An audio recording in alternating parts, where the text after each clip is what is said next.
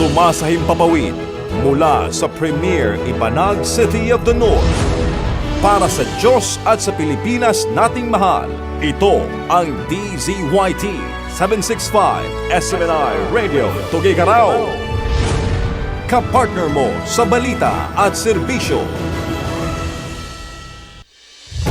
Mga balita, impormasyon, serbisyo at inspirasyon dito lang sa DZYT 765 SMNI Radio Tuguegarao.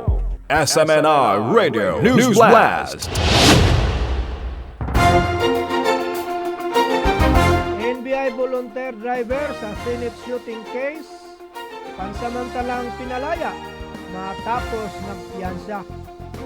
Pansamantalang nakalaya alas 4 ng hapon nitong Lunes, Mayo 18, 2026 mula sa Pasay City Jail si Mel Oragon, volunteer driver ng National Bureau of Investigation o NBI na sangkot sa Senate shooting case matapos makapagpiyansa sa mga kinaharap nitong kaso.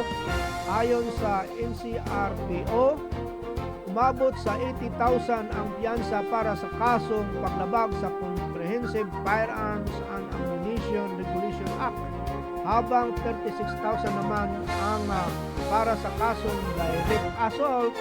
Una nang kinumpirma ng NBI Director Melvin Matibag na si Oragon ay nagsilbing volunteer driver ng NBI agent na makatalaga sa pagbabantay sa GSIS compound kung saan naganap ang insidente noong Mayo 13.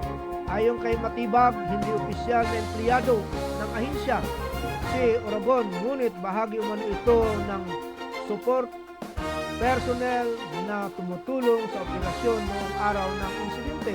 Patuloy pa rin ang investigasyon upang matukoy ang buong detalye ng kanyang pagkakasangkot dito sa kaso.